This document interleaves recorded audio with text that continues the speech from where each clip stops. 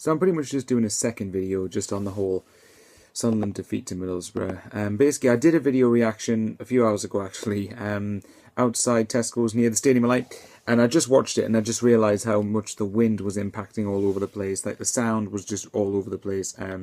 Although, thank you to my friend Pete for filming that. But, you know, I just wanted to sort of clear a few things up, because earlier on, obviously, it was the emotions, having just gotten beat at home to Middlesbrough, and I still insist, I think that is a very, very poor result for Sunderland.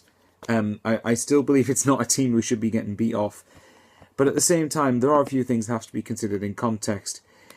I almost certainly think that the team that was out there, I mean, I'll have a look through the team now, but I know for a fact that that would not have been the first team Moyes would have picked had he had all of the players at his disposal. I do question why Khazri was left on the bench, if I'm being totally honest, because he is the type of player that can impact this game. And especially our set pieces today, we were pretty poor at a lot of them. So let's have a look. So yeah, see, blah blah blah blah blah blah. But I mean, don't get me wrong, I'm still not happy with the results. But let's have a look. So we had Minone. Let's look through the whole team. So Minone, O'Shea, Love, so you think, right? O'Shea and Love are meant to be squad players, really, in the context of things. McNair meant to be a squad player. Gooch, Watmore, technically the same thing. So if you had those five, you've got five players who presumably are meant to be squad players. They're not meant to be players that are going to be regular starters. But then you've got Khazri. Well, yeah, I mean, Khazri's the only one that's on the bench that I would really question why he's on the bench. Lenz doesn't put enough work rate in, and even when he came on in the second half, there was a few times he did show flashes of quality. Don't get me wrong, but there was a few. But he looked like he was just casually jogging like he's on a Sunday morning run, rather than actually playing at the Stadium of Light in a league game, which we needed to get something out of. I mean, you look at the both Rob. I mean, apart from Lenz, Khazri, and Peanut. I mean, if you look at as Asoro, I know. Correct me in the comments below if I'm wrong, but I'm pretty sure I've got that name wrong at some point. And the two Robsons, you know, they're not even. They shouldn't even be anywhere near the first team at the minute. You know, I do think that there's a lot of things that happened at the club that's definitely beyond their control.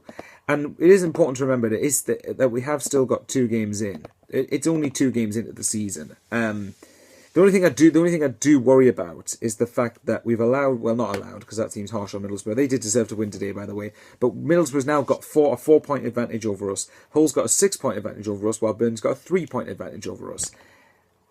I'm hoping, touching the wood behind me, that does not come back to bite us on the backside later in the season, because that could be huge even at this stage. But there has been a lot of things that's happened at the club during the summer that's beyond the club's control. You look at Allardyce leaving. Now, first of all, when Allardyce left, that took back months of preparation. That would have took away months of preparation, hard-earned preparation into the new season. And that was not what the club needed. And quite frankly, that's not the club's fault. They were screwed over by the FA, who were incompetent enough to dawdle about and wait and try and appoint Allardyce. If the FA seriously wanted Allardyce, that should have been done as quickly as Roy Hodgson, as in within a week of Roy Hodgson resigning. A week and a half at absolute most. Then we could have gone on, planned the rest of pre-season, and get more time to planning transfers in. You know, that's just it. That's nothing to do with the club. They can't do anything about that. You know, the whole Kabul situation. Sorry, here's a bit of a mess there. But the Kabul situation. Now, I have no issue with Kabul. Like I said in the previous videos, I have no issue with Kabul wanting to be near his family. That's more than understandable. If those reports are true that one of his relatives is ill in hospital, it's not really our place to say. But if it's true, of course, you're not going to be able to time when a relative gets ill. You can't avoid that. So, you know, I have no issue with Kabul 1. I would have personally liked to have seen him stay just for today's game, or whenever you're watching this, for the Borough game, and then to have gone down south. But, you know, fair enough. Family comes first over football. No arguments there. Oh, God, the Lamine Coney situation. Okay, right. There's something in this Coney situation that I'm convinced we don't know about. And we're probably not going to find out until after the end of the transfer window, if I'm being totally honest. Part of me could still think that Coney could still be here after the transfer window. I think we clearly need Coney to stay, but his agent's trying to turn his head. So, you know, I just hope that we can convince him to stay, because we can't deal with any more outgoings. You know, but I mean, Coney apparently didn't know about the transfer request, and then you look at the whole Moyes wanting him offering him a contract that he rejected or refused and didn't want it. Now, there's a few things to read into that. The first thing is, Is that his agent rejecting it on his behalf? If so, would Moyes have come out and said that? We don't know. The second thing, and this is the thing that's crucial for me, did Sunderland might have offered him an improved deal over what he had before, but it didn't match what Coney initially wanted. That's something to consider first and foremost. There's a few other there's probably multiple things behind this scenario that we don't know about. There's a number of things going on behind the scenes. But there you go. Oh god. Sorry, I'm just looking. Someone's put, which was Alfie Mawson, looks good value for Sunderland at 4 million.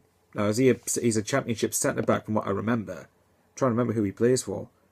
Clearly no research on this. Give me a moment. Alfie Mawson. So let's have a look at this guy. But yeah, I mean, there's a bunch of things that's happened beyond the club's control. They cannot do anything about that whatsoever. Right, Alfie Mawson. Let's have a look at him. Barnsley defender. All right. But I was going to tell you what, we'll give you 1 million plus Jared and have free ass in there.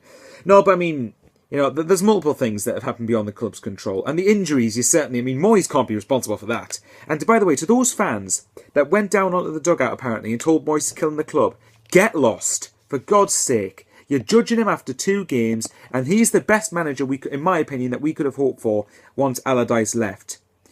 You know, just get lost out of the club. That's the wrong hierarchy that you're aiming at. You should be aiming at Ellis Short and the board. You know, and the last thing I'll say on the outgoings, if Kazri's really reportedly handing in a transfer request, then I really do have no clue how I'm going to react to that, because if Coney goes, if Kazri goes, I'm sorry, but no. You know, that ain't what we need. We've had enough players going out, so, I don't know. You know, but there you go. Now, on to this thing about the transfers. Now, I'm in the category that Ellis Short needs to spend money. But the whole thing is, if we are indeed hugely in debt, and I mean this, like, if we are actually hugely in debt, well, then what was the point in staying up then? What was the point? The whole point of staying up was to get part of the TV money and try and use that to improve the squad on players. Now, I know from an extent that Sunderland have wasted money over the last few years on signings.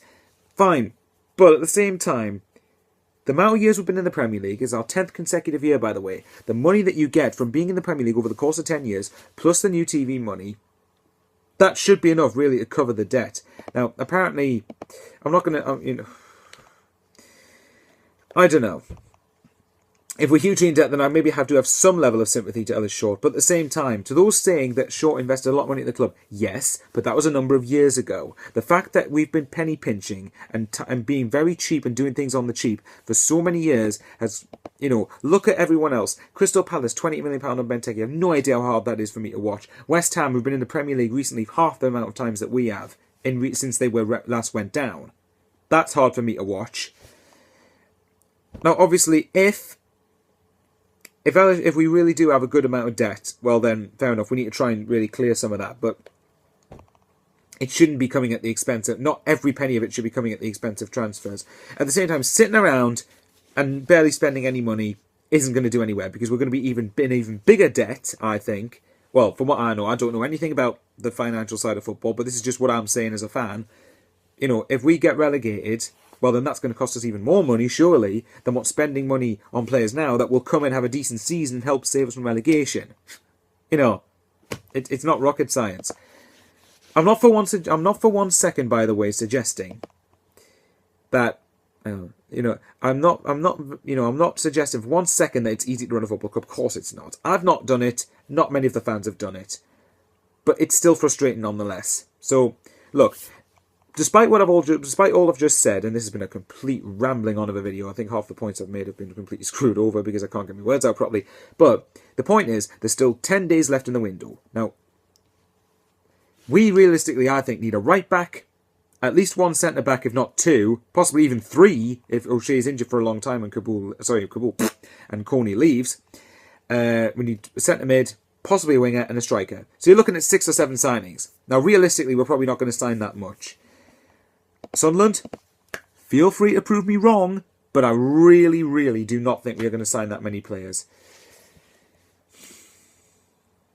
you know, but I mean, all I can say is the last thing is, you know, teams like, it's not too much to ask to beat teams like Middlesbrough at home. Now, I can accept to a point that we didn't have a full strength team out. If you compare our starting 11 against, if you compare our strongest 11 against Middlesbrough's, there's an out in it.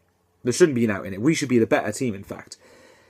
Anyway, Shrewsbury next, then Southampton. And Southampton haven't got any points either, so you'll probably... don't worry, Southampton, you'll probably have 3 points by the time you played us. Okay, then. I'll love yous and leave yous guys this time. I was just trying to get some ramble thoughts out there. And...